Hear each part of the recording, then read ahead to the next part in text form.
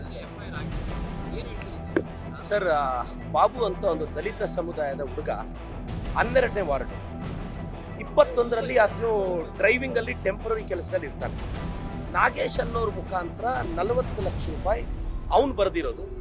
ಸಂಸದರಿಗೆ ಫಸ್ಟ್ 25 ಲಕ್ಷ, ನಂತರ 15 ಲಕ್ಷ ನಾಗೇಶ್ ಅನ್ನೋರ ಮುಖಾಂತರ ಕೊಟ್ವಿ. ಆದ್ರೆ ಕಾಲಾನಂತರದಲ್ಲಿ ಅದು ಪರ್ಮನೆಂಟ್ ಜಾಬ್ ಆಗಲಿಲ್ಲ. ಕಳೆದ 3-4 ವರ್ಷದಿಂದ ಅದಕ್ಕೆ ದುಡ್ಡು ವಾಪಸ್ ಕೊಡಿ ಅಂತ ಕೇಳಿದ್ರು, ಹರಾಸ್ ಮಾಡಿದ್ರು ಅಂತೇಳಿ ಆ ಹುಡುಗ ಫೈನಲಿ ಫ್ರಸ್ಟ್ರೇಟ್ ಆಗಿ ಮಾಡಿರೋ ಸಾಲ ತೀರ್ಸಕ್ಕಾಗದೆ ನಿನ್ನೆ ZP-DC ಆಫೀಸ್ ಆಚೆ ಓಪನ್ ಫೀಲ್ಡ್ ಅಲ್ಲಿ ಬೆಳಗ್ಗೆ 5ರಿಂದ 6 ಗಂಟೆ ಮಧ್ಯೆ ಸೂಸೈಡ್ ಮಾಡ್ಕೊಂಡ ಸರ್. ಸೂಸೈಡ್ ಮಾಡ್ಕೊಂಡ. ಈಗ ನನ್ನ ಕ್ವಶನ್ ಇಷ್ಟೇ, ಆ ಹುಡುಗ ದಲಿತ ಸಮುದಾಯದ ಹುಡುಗ ಓಪನ್ ಆಗಿ 40 ಲಕ್ಷ ಕೇಳಿದ್ರು, 40 ಲಕ್ಷ ಕೊಟ್ಟಿದ್ದೀನಿ, ಯಾರ ಹತ್ರ ತಗೊಂಡು ಹೆಂಗ್ ಕೊಟ್ಟೆ, ಎಲ್ಲಿ ಕೊಟ್ಟೆ, ಯಾವತ್ತು ಕೊಟ್ಟೆ ಅಂತ ಪ್ರೂಫ್ ಹೇಳಿದ್ದಾರೆ. ಸಂಸದರು ನಿಜವಾಗ್ಲೂ ಅವ್ರ ಪ್ರಾಮಾಣಿಕತೆ ಇದ್ರೆ ಅವರೇ CIDಗೆ ರಿಕ್ವೆಸ್ಟ್ ಮಾಡಬೇಕು. ಈಗ ಈ ಆರೋಪ ಮಾಡ್ತಿರೋದು ನಾವಲ್ಲ. ಡೆತ್ ನೋಟ್ ಅಲ್ಲಿ ಏನಿದೆಯೋ ನೋಡಿ ಸರ್, ಆ ಹುಡುಗ ತೀರ್ಕೊಂಡಿರೋ ಹುಡುಗ SC, ಅವ್ರು ಶ್ರೀಮತಿ ST, ಅವರಿಬ್ರದ್ದು ಲವ್ ಮ್ಯಾರೇಜ್. ಪಾಪ 4-5 ವರ್ಷದಿಂದ 40 ಲಕ್ಷ ಸಾಲ ತೀರ್ಸಕ್ಕಾಗದೆ ತುಂಬಾ ಸ್ಟ್ರಗಲ್ ಮಾಡಿದ್ದಾರೆ. ನಿನ್ನೆ ಇನ್ನು ಹೆಲ್ಪ್ಲೆಸ್ ಆಗಿ ತೀರೋಗಿದ್ದಾರೆ. ಅವ್ರ ಕುಟುಂಬದವ್ರು ಹೇಗೆ ಕಂಪ್ಲೇಂಟ್ ಕೊಟ್ಟಿದ್ದಾರೋ ಅದ್ರ ಪ್ರಕಾರ ಅಟ್ರಾಸಿಟಿ ಕೇಸು ಆಗಿದೆ. ನಂತರ ಕಾನೂನು ತನ್ನ ಕ್ರಮ ತಗೊಳುತ್ತೆ. ನಾವು ದಲಿತ ಸಮುದಾಯದ ಹುಡುಗನ ಪರ ನಾವು ನಿಲ್ತೀವಿ. ಆದ್ರೆ ಈ ಕೇಸಲ್ಲಿ ನಾವು ಯಾರು ಹಿಂಗ್ ಮಾಡಿ ಅಂತ ನಾವ್ ಯಾರು ಹಸ್ತಕ್ಷೇಪ ಮಾಡಲ್ಲ. ಸೂಸೈಡ್ ನೋಟಲ್ಲಿ ಬರೆದಿದ್ದಾನೆ ಸರ್. ಒಂದು ಡ್ರೈವರ್ ಜಾಬ್ಗೆ 40 ಲಕ್ಷ ನಡೀತಿದೆ ಅಂದ್ರೆ ದಯವಿಟ್ಟು ಛಲವಾದಿ ನಾರಾಯಣ ಸ್ವಾಮಿ ಅಣ್ಣವ್ರೆ, ಎಲ್ಲಿ ದಲಿತ ಸಮುದಾಯದ ಪ್ರೀತಿ ನಿಮಗಿದ್ರೆ ಬನ್ನಿ, ಆ ಹುಡುಗನ ಪರವಾಗಿ ನಿಲ್ಲಿ. ನಾನು ರಿಕ್ವೆಸ್ಟ್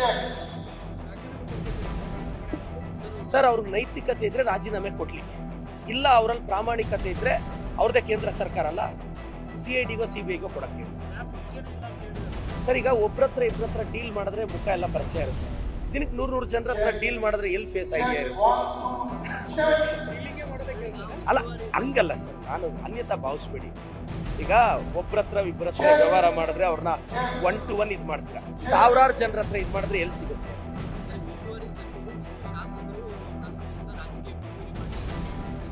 ಸರ್, ಇಲ್ಲಿ ಡೆತ್ ನೋಟ್ ಅಲ್ಲಿ ಆ ಹುಡುಗ ಬರ್ದಿರೋದ್ರ ಮೇಲೆ ಕೇಸ್ ಹಾಕಿರೋದು. ನಮ್ದು ಹಸ್ತಕ್ಷೇಪ ಎಲ್ಲಿದೆ? Minister pod. ಬಟ್ ನಾವು ದಲಿತ ಸಮುದಾಯದ ಪರ ನಿಲ್ಬೇಕಲ್ಲ. ಈಗ ಛಲವಾದಿ ನಾರಾಯಣ ಸ್ವಾಮಿ ಅವರು, ನಮ್ಮ ರವಿಕುಮಾರ್ ಅವರು ಚಿಕ್ಕ ವಿಚಾರಕ್ಕೆಲ್ಲ ಸಿಕ್ಕಾಪಟ್ಟೆ ಪ್ರಪಂಚ ಎಲ್ಲ ಕೇಳ್ಸಂಗ್ ಬಾಯ್ ಪಡ್ಕೊಂತ ಇರ್ತಾರಲ್ಲ. ಬನ್ನಿ ಚಿಕ್ಕಬಳ್ಳಾಪುರಕ್ಕೆ ಬಂದು ಆ ಕುಟುಂಬದ ಪರ ನಿಂತ್ಕೊಡಿ ಸರ್. CID ಕೊಡಕ್ಕೆ ಹೇಳಿ, ಇಲ್ಲ ಅವ್ರದೇ CBIಗೆ ಕೊಡಕ್ಕೆ ಹೇಳಿ. ಸತ್ಯಾಸತ್ಯತೆ ಆಚೆ ಬರಲಿ. ತಪ್ಪಿದ್ರೆ ತಪ್ಪು, ಸರಿ ಇದ್ರೆ ಸರಿ. ನಮ್ದೇನಿದೆ ಸರ್? ಈಗ ನಮ್ಮ ಮೇಲೆ ನಂಬಿಕೆ ಇಲ್ಲಂದ್ರೆ CBI ಕೊಡ್ಸಕ್ ಹೇಳಿ. ಅವ್ರದೇ ಅಲ್ವಾ CBI ಕೊಟ್ರೆ ಒಂದು ಕಂಡೀಷನ್, ಅವ್ರು ರಾಜೀನಾಮೆ ಕೊಟ್ಟು ತನಿಖೆಗೊಳ್ಬಿಡೋದು. CBI ಕೊಡ್ಲಿ, ನಾನು ವೆಲ್ಕಮ್ ಮಾಡ್ತೀನಿ. ಬಟ್ ರಾಜೀನಾಮೆ ಕೊಟ್ಟು ತನಿಖೆಗೆ ಹೋಗ್ಲಿ, ಕ್ಲೀನ್ ಚಿಟ್ ಸಿಕ್ಕಿದ ಮೇಲೆ ಮತ್ತೆ ಎಲೆಕ್ಷನ್ ನಿಂತ್ಕೊಳ್ತೀನಿ ಅಲ್ವಾ?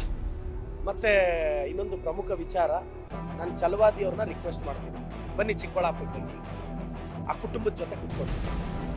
ನಿಮ್ ಸಂಸದ ತಪ್ಪಿದ್ರೆ ತಪ್ಪು, ಇಲ್ಲ ಅಂದ್ರೆ ಆ ಕುಟುಂಬಕ್ಕೆ ಏನ್ ನ್ಯಾಯ ಕೊಡಿಸ್ತಾರೋ ಕೊಡಿಸಿ.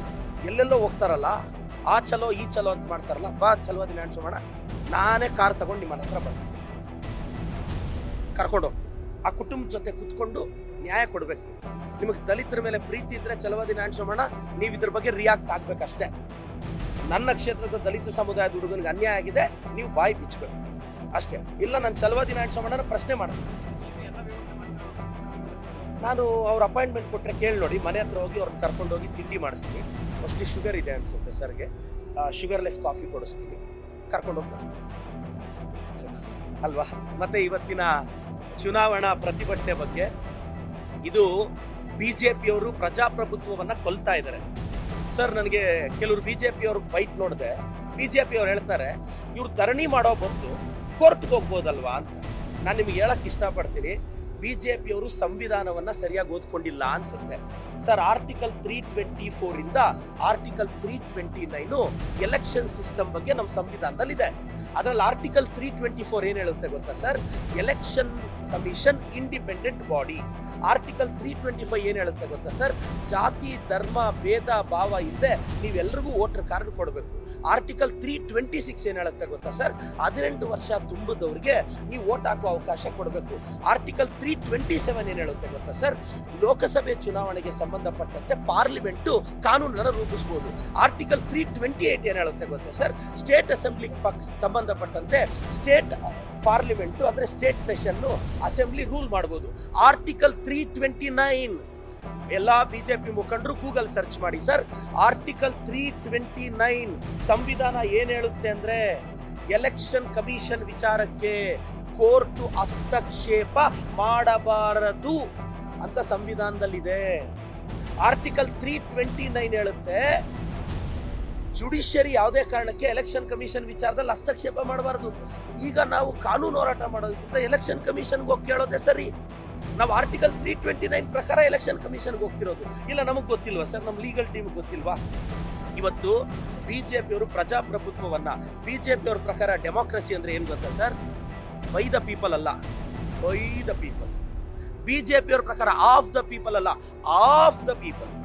ಬಿಜೆಪಿಯವರ ಪ್ರಕಾರ ಫಾರ್ ದ ಪೀಪಲ್ ಅಲ್ಲ, ಫಾರ್ ದ ಪೀಪಲ್. ದೂರ ಹೊರಟೋಗೋದು ಅದು ಡೆಮೋಕ್ರಸಿ ಡೆಫಿನೇಷನ್ ಬಿಜೆಪಿಯವರ ಪ್ರಕಾರ. ನಾನು ಬಿಜೆಪಿಯವರು ಕೇಳಕ್ ಇಷ್ಟಪಡ್ತೀನಿ. ಇವತ್ತು ನಾವು ಆಗ್ತಿರೋ ಓಟ್ಗೆ 100 ವರ್ಷದ ಫೈಟ್ ಇದೆ ಸ್ವಾತಂತ್ರ್ಯ ಹೋರಾಟಗಾರರು. ಗೌರ್ಮೆಂಟ್ ಆಫ್ ಇಂಡಿಯಾ ಆಕ್ಟ್ 1990 ಅದನ್ನ ಮಾಂಟೆಗೋ ಚೆಲ್ಸ್ಫೋರ್ಡ್ ರಿಫಾರ್ಮ್ ಅಂತ ತರ್ತಾರೆ. ಕೆಲವರು ಮೇಲ್ಸ್ ಅದರಲ್ಲಿ ವೋಟ್ ಹಾಕ್ತಾರೆ. ಗೌರ್ಮೆಂಟ್ ಆಫ್ ಇಂಡಿಯಾ ಆಕ್ಟ್ 1935 ಅಲ್ಲಿ ಇನ್ನು ಸ್ವಲ್ಪ ಜನಕ್ಕೆ ಅವಕಾಶ ಸಿಗುತ್ತೆ. 1949 ನವೆಂಬರ್ 26ನೇ ತಾರೀಕು ಯೂನಿವರ್ಸಲ್ ಅಡಲ್ಟ್ ಫ್ರಾಂಚೈಸ್ ಮುಖಾಂತರ ತುಂಬಾ ಜನಕ್ಕೆ ವೋಟ್ ಹಾಕೋ ರೈಟ್ ಸಿಗುತ್ತೆ. ಕಡೆಗೂ 51-52 ಜನರಲ್ ಅಸೆಂಬ್ಲಿಯಲ್ಲಿ ಸುಕುಮಾರ್ ಸೇನ್ ಅಂತ ಫಸ್ಟ್ ಜನರಲ್ ಎಲೆಕ್ಷನ್ ಕಮಿಷನ್ ಹೇಳಿರೋ ವರ್ಡ್ಸ್ ಇದೆ. 17 ಕೋಟಿ 30 ಲಕ್ಷ ಜನ ಅಂದ್ರೆ 173 ಮಿಲಿಯನ್ ಜನ ವೋಟ್ ಹಾಕ್ತಾರೆ. ಇದು ನಮ್ಮ ಪ್ರಜಾಪ್ರಭುತ್ವ ತಾಕತ್ತು.